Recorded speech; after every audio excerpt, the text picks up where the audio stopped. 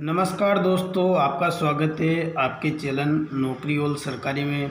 तो जो भी वीडियो को देख रहे हैं तो चैनल को ज़रूर सब्सक्राइब करें ताकि मैं आपके लिए अच्छे अच्छे अपडेट्स और जानकारी लेकर आ सकूं।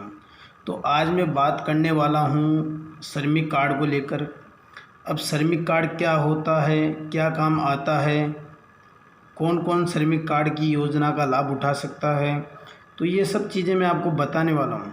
तो दोस्तों, श्रमिक कार्ड का फ़ायदा सबसे बड़ा ये है कि जो मज़दूर हैं, श्रमिक हैं या किसी प्रकार से कहीं पर कोई मज़दूरी कर रहा है, तो ये सभी व्यक्ति इस श्रमिक कार्ड के फ़ायदा ले सकते हैं।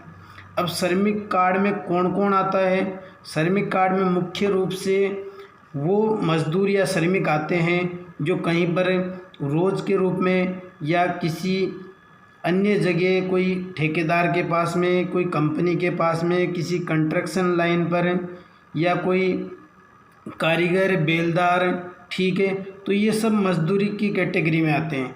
इसके अलावा जैसे मान लो कोई सड़क पर किसी ठेकेदार के पास में कोई लेबर काम करने वाली है तो वो भी श्रमिक कार्ड का फ़ायदा ले सकती है। इसके अलावा कोई कंपनी में कोई काम कर रहा है, रोज़ मजदूरी के आधार पर है किसी ठेकेदार के पास में, तो वो भी श्रमिक कार्ड का फ़ायदा ले सकता है। इसके अलावा जो टेलर होते हैं, कारीगर होते हैं, बेलदार, तो ये भी सब क्या कर सकते हैं, श्रमिक कार्ड का फ़ायदा ले सकते हैं।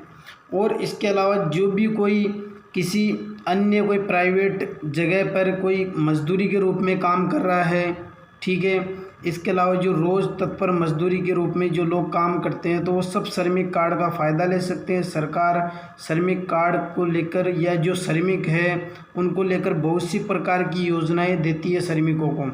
तो ये जो मुख्य रूप से श्रमिकों को होने वाले फ़ायदे कौन कौन से हैं?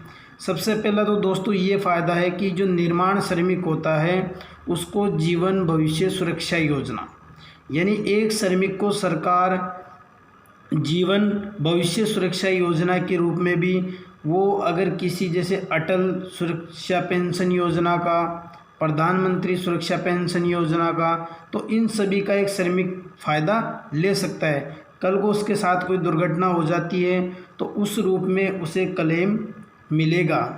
इसके अलावा जो श्रमिक होते हैं, दूसरी स्कीम है श्रमिकों के लिए श्रमिक शिक्षण व कौशल विकास योजना, यानी जो भी श्रमिक है उनके कोई बच्चे हैं, ठीक है, किसी श्रमिक के 2 बच्चे हैं, अगर वो अच्छे पढ़ रहे हैं, लिख रहे हैं, अगर उनको किसी प्रकार से पढ़ाई में दिक्कत हो तो सरकार भी उनको क्या करती है, छात्रवृत्ति देती है। अगर वो पढ़ाई में होशियार हैं, इसके अलावा वो आगे पढ़ना चाहते हैं, कोई इंजीनियर बनना चाहता है, कोई पॉलिटेक्निक करना चाहता है, ठीक है, इसके अलावा कोई मेडिकल कॉलेज में एडमिशन लेना चाहता है, तो इन सभी के लिए भी सरकार ने इन सब श्रमिकों के बच्चों को छात्रवृत्ति देती है। उसके लिए ज़रूरी है कि उसके पास में श्रमिक कार्ड होना चाहिए।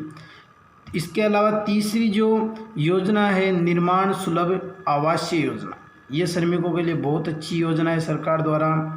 जो भी श्रमिक होते हैं उनको सरकार सस्ते और अच्छे दर पर, यानी अगर मानकर चले तो उसमें कुछ ही ब्याज नहीं लगता, तो सरकार श्रमिकों को वो ऋण भी उपलब्ध करवाती है ताकि वो अपने सपनों को साकार करके एक अच्छा मकान बना सकें। इसके बाद में होती है प्रसूति सहायता योजना। अगर कोई श्रमिक है, उसके घर में बच्चे का जन्म होने वाला हो, अगर उसकी पत्नी डिलीवरी होने वाली हो, तो सरकार उस रूप में भी श्रमिक को फ़ायदा देती है, प्रसूति के रूप में मिलने वाले पैसे। इसके अलावा घी, ठीक है, जो भी सरकार की तरफ से जो महिला के लिए जो ज़रूरी आवश्यक खाद्यान्न की संबंधित सामग्री होती है, उन सभी के लिए सरकार श्रमिक को पैसे देती है। इसके बाद में होती है शुभ शक्ति योजना। अगर कोई श्रमिक है, मान लो उसके लड़कियां हैं, अब लड़कियां हैं वो पढ़ेगी लिखेगी, उनकी शादी उस श्रमिक को करनी पड़ेगी। जब वो 18 वर्ष की पूर्ण रूप से हो जाती है तो सरकार उस श्रमिक को शुभ शक्ति योजना के तहत लड़कियों की शादी के लिए भी सहायता देती है। इसके बाद में होती है सिलोकोसिस। जो सिलोकोसिस बीमारी से जो पीड़ित होते हैं श्रमिक, अगर उन्होंने श्रमिक कार्ड बनवा रखा है तो सरकार उनको भी सहायता देती है। उसका जो मंथली जो योजना है उस हिसाब से उसका भत्ता जारी करती है। इसके बाद में सामान्य अथवा दुर्घटना, अगर मान लो कोई श्रमिक काम कर रहा है, उसके कुछ हो गया, ठीक है, कुछ दुर्घटना हो गई, ठीक है, इसके अलावा उसके शरीर में कोई पार्ट फ्रैक्चर हो गया, हाथ फ्रैक्चर हो गया, पैर फ्रैक्चर हो गया, अब वो आगे काम नहीं कर सकता, तो इस चीज़ को भी लेकर सरकार उसको एक अलग से पैकेज देती है ताकि वो अपना अच्छी तरीके से जीवन यापन कर सकें। इसके बाद में होती है दोस्तों निर्माण श्रमिक टूल किट योजना। बहुत से श्रमिक होते हैं, उनके पास में काम करने के लिए उनके पास औजार नहीं होते, तो सरकार उनके लिए भी उनको सहायता देती है।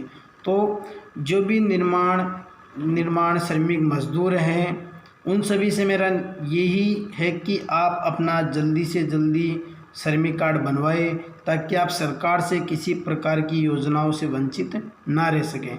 तो दोस्तों ऐसी वीडियो देखने के लिए आप अपने इस चैनल नौकरीवाल सरकारी को सब्सक्राइब कीजिए और बेल आइकन को प्रेस कीजिए ताकि मैं आपके लिए कोई अच्छे वीडियो बना सकूं आगे, और तो उनका नोटिफिकेशन आप तक आसानी से पहुंच जाए। और अपना जो सुझाव है वो कमेंट बॉक्स में ज़रूर दीजिए। इसके अलावा वीडियो को लाइक ज़रूर कीजिए और चैनल को सब्सक्राइब करना ना भूलें। तो नमस्कार दोस्तों, जय हिंद दोस्तों।